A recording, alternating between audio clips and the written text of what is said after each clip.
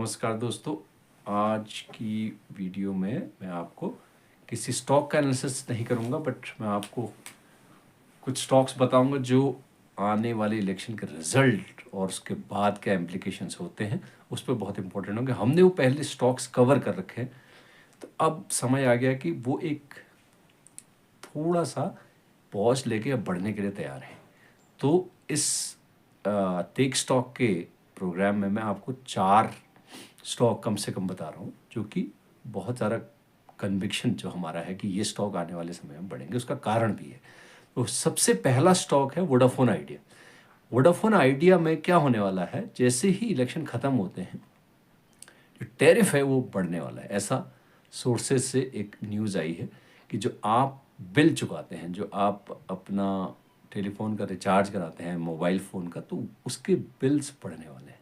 चाहे वो जियो, चाहे वो बीएसएनएल, चाहे वोडाफोन आइडिया और चाहे भारती एयरटेल, ये 4 मेन ऑपरेटर्स जो इस समय इंडिया में काम कर रहे हैं। तो 19 करोड़ लगभग वोडाफोन आइडिया के जो ग्राहक हैं, तो 25% के आसपास ये टैरिफ बढ़ोतरी की जो इनकी कवायद है ये लगभग पूरी हो जाएगी जैसे ही इलेक्शन 7वां फेज़ के ख़त्म हो जाएंगे। जब टैरिफ बढ़ेगा तो एकमात्र जो फ़ायदेमंद इसमें रहेंगे वो रहेंगी कंपनीज़। हालांकि वोडाफोन आइडिया पर बहुत सारा कर्ज है, 2.5 लाख करोड़ के आसपास का कर्ज है। फिर भी अभी जो उन्होंने QIP और जो भी इन्होंने कर्ज अपना कम करने की कोशिश में लगे हुए हैं, जो इन्होंने इक्विटी में चेंज किया है, इसमें वोडाफोन, आदित्य विक्रम बिरला ग्रुप और सरकार, जो 3 इसमें स्टेक होल्डर्स है, ये तीनों नहीं चाहते कि कंपनी बंद हो जाए या कंपनी एक अच्छे हाथों में जाए। ये तीनों चाहते हैं कि कंपनी या तो एक सुदृढ़ हाथों में जाए और चलती रहे।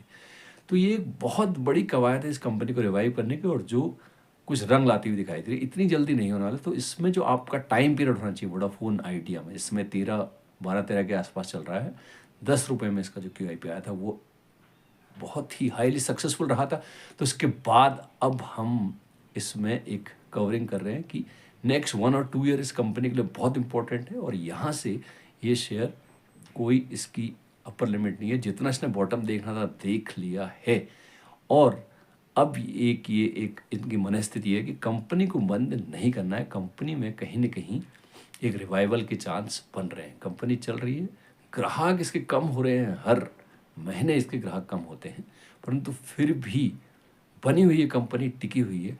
तो कंपनी के जो QIP को एक बहुत पॉजिटिव रिस्पांस मिला, और उसके बाद जो इसमें अन्य लोगों की नज़र है, इंस्टीट्यूशंस की नज़र है, तो इस हिसाब से हमको लगता है कि कंपनी की जो वैल्यूएशन है ये मार्केट में और बढ़ेंगे, और कंपनी का जो मार्केट वैल्यू है ये आने वाले फ्यूचर में एक बहुत ही ज़्यादा हमको एक फ़ायदा देने वाली कंपनी बन सकती है। अगर आपको इसमें निवेश करना है तो कई इंस्टीट्यूशन, कई जो लोग कवर करते हैं वो तो कह रहे हैं इसको खरीदिए मत, इसको भर लीजिए। इसका क्या मतलब है समझ जाइए कि अगर टैरिफ बढ़ता है तो कंपनी की जो प्रॉफिटेबिलिटी है, जो भी इनकम है वो बढ़ेगी। अगर इनकम बढ़ेगी तो उसकी सेहत में सुधार आएगा, तो ऑब्वियसली जो इसका जो मार्केट जो वैल्यू है, जो शेयर की जो मार्केट वैल्यू है वो बढ़ेगी। तो इससे जो शेयर होल्डर्स को फ़ायदा होगा। अगर आपको इसमें निवेश करना है तो एक बार अपने फाइनेंशियल एडवाइजर से पूछिए। और जो मैं अन्य कंपनी जो मैं अभी तक आपको कवर कर चुका हूँ टेक स्टॉक के प्रोग्राम में, उसमें वेबसॉल, ओलेक्ट्रा ग्रीन, SCPC और सुजलॉन, और 5वीं है वोडाफोन। तो ओलेक्ट्रा ग्रीन, क्योंकि मैंने पिछले प्रोग्राम में भी बताया था कि 3 जो सेक्टर्स हैं वो फ्यूचर के सेक्टर हैं। Number 1 green energy, number 2 AI artificial intelligence, और नंबर 3 जो मैंने आपको बताया था जो कि बहुत ही ज़्यादा महत्वपूर्ण सेक्टर होने वाला है आने वाले समय में, वो जो महत्वपूर्ण सेक्टर है वो सोलर का सेक्टर है। तो सोलर सेक्टर में जो मेन जो कंपनीज़ हैं वो है जो सोलर पैनल बनाती है, जो और सोलर सेल जो बनाती है और सोलर पैनल बनाती है। उसमें जो वेबसॉल है, वेबसॉल का लगभग एक तरह का एक उनका मोनोपोली है। तो वेबसॉल जब से हमने कवर किया है तब से इसमें अपर सर्किट लग रहे हैं, लगभग 550-600 के आसपास काम कर रहा है।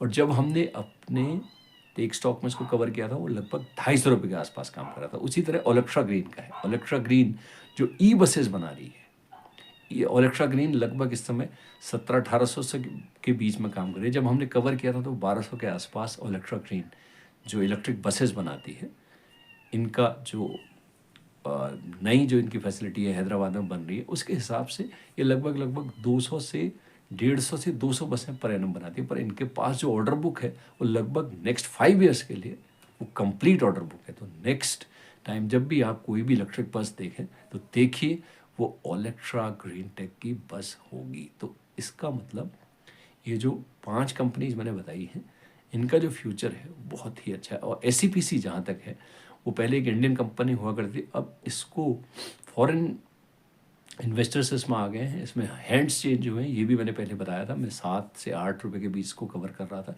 तो अभी 18 से 19 रुपए के बीच आ चुका है। और ये जो कंपनी करती है इंजीनियरिंग एंड प्रिक्योरमेंट जो करती है, और इनका जो मेन काम है वो जो गल्फ़ के देशों में है, वहाँ जो वाटर प्योरिफिकेशन और इस तरह के जो इंजीनियरिंग और प्रिक्योरमेंट के काम होते हैं वो करते हैं। तो इनकी भी जो ऑर्डर बुक है बड़ी स्ट्रांग है।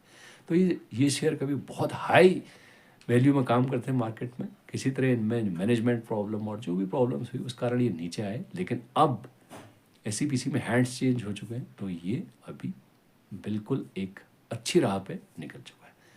तो दोस्तों, इन शेयर्स का एनालिसिस करिए और देखिए, हमारे हिसाब से ये शेयर इस समय मार्केट में सस्ते वैल्यूएशन पे उपलब्ध है और आपको इन शेयर में जो अपनी पूंजी है वो लगाने पे ज़रूर विचार करना चाहिए। नमस्कार।